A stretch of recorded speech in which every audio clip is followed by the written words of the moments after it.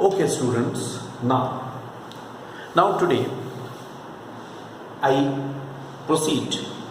This is the applications of Ampere Circuit Law. You remember we are discussing applications of Ampere Circuit Law. We are continuing with that. The first application we have done, that was due to the long straight conductor, field due to a long straight conductor.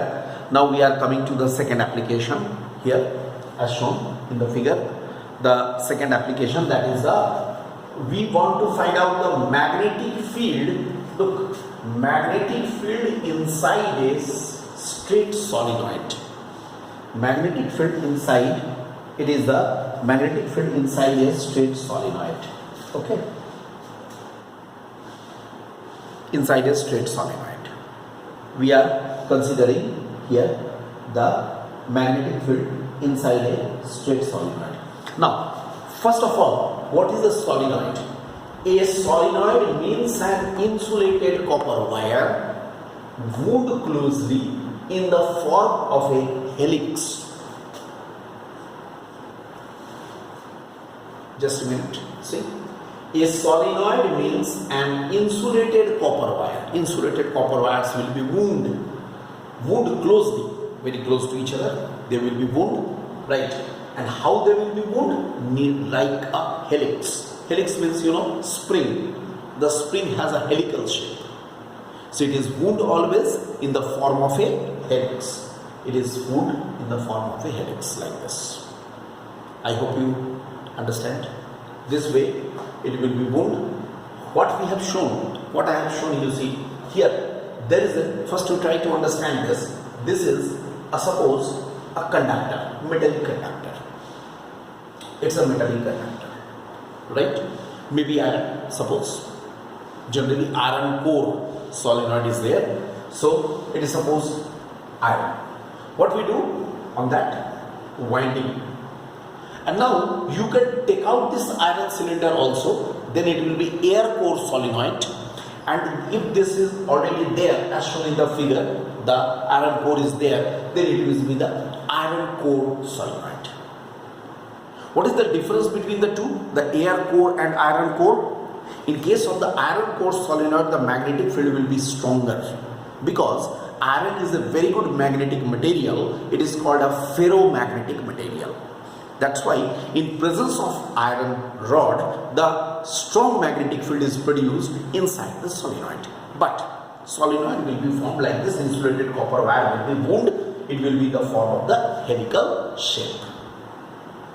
Now, when the current will be flowing, as shown in the figure, the current is flowing. As shown in the figure, the current is flowing just here. This is. The current is flowing. How the current is flowing? Like this. Current is flowing like this. It goes like this, in this way. Alright. First of all, I am talking about the polarities of both ends of a solenoid. Let us first talk about that. If you will be asked, how does a current carrying solenoid behaves as a magnet? Because in magnetic effect of current we are studying that. We are studying that a current carrying conductor has a magnetic behavior. That is called the magnetic effect of current. But if you are asked, suppose that how it will be acting as a magnet, if it is a magnet, then what will be its poles? Let us fix up the poles first. Okay? To fix up the poles, there are two ways. Try to understand my points.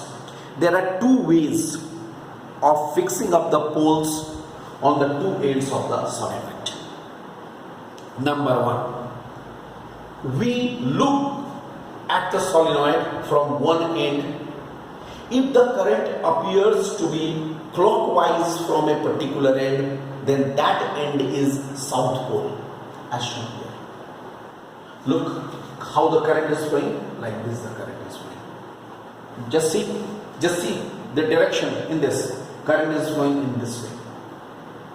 Alright. So if I see from this side, will it be anti-clockwise? I hope you are agreed. This will be anti-clockwise. And this side, if I see, it will be clockwise.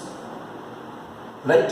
The end from which the current appears to be anti-clockwise is north pole, and the end from which it appears to be clockwise, that is south pole. This is first way of fixing up the poles.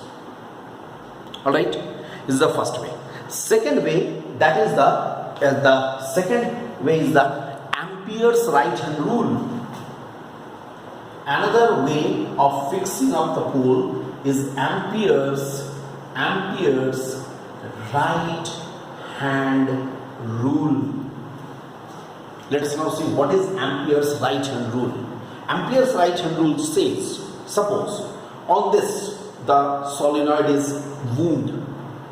If I grasp the solenoid in my right hand, if I grasp the solenoid, I am grasping the solenoid in the right hand, and if the curl of the fingers are indicating the direction of the current as shown here, look, in this case, how the current is flowing, like this, curl of the finger, how it is, the current is like this. I am grasping the solenoid in my right hand, curl of the fingers will be in the direction of the current, then the extended thumb will show the direction of the field. Understood? Extended thumb, this is the extended thumb, will show the direction of the field. So extended thumb will show the direction of the field. I hope you all are agreed to it. Extended thumb is indicating the direction of the field. This is actually the rule. Then obviously the field will be inside the solenoid always from south to north, because you must be knowing, students, in case of a magnet, the field is always from north to south outside the magnet, and inside the magnet it will be south to north. So here it is from south to north. This is the direction, south to north. So in this way the polarities of the solenoid will be fixed. I think you have understood how the polarities of a solenoid are fixed. Which one is the north pole, which one is the south pole, that is fixed in this way. I hope all of you are agreed to it, followed? Okay. Now, this was regarding the solenoid, that introduction, because solenoid is an important topic and this question is very much asked in the board examination. So you can mark it as an important.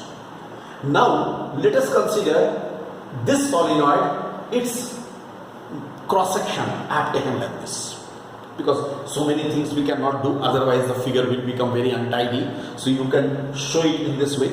You will show it in separate figure from south to north. In this way the current is flowing.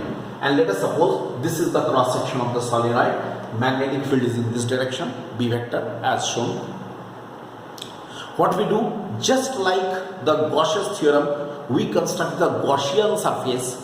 Similarly, in case of the Ampere Circuit Law, just in the similar way, we can consider an Ampere loop. Here, this PQRS, this PQRS is known as Ampere loop. Look here.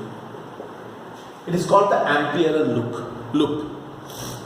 It may be of any shape, but here in the figure it is rectangular. Which one is the Ampere loop? PQRS is an Ampere loop. It is of the rectangular shape. Alright. Now what will happen? Let N is number of turns per unit length of solenoid. Alright? What is small n? Number of turns per unit length of the solenoid. That is small n. Means we can say that turning is very uniform. It's treated as constant. Number of turns per unit length. And that we are considering B vector in this direction. Okay? And what we shall, number of turns per unit length, and capital I, suppose it is the current flowing through each turn,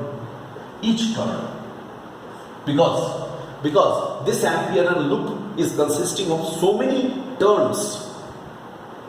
Each turn the current flowing is capital I. Let us say capital L is this length PQ. PQ is L. So you can say PQ is L. Alright. Now what we shall do? We shall apply in this case here. Now we shall apply in this case the Ampere Circuit Law. How we shall apply Ampere Circuit Law? According to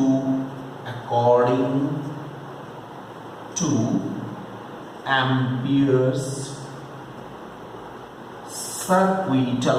circuit law. According to Ampere Circuit Law, what we will have? Integration of, I write PQRS B vector dot dl vector is equal to mu naught times, I won't write I will write current threaded by the loop. This is the, now in the next lecture I will continue this discussion here. You can do your own also, but I will continue it in the next lecture, right? This is, we are coming to the Ampere's Circuit Law, and we shall now going to apply Ampere's Circuit Law. Okay.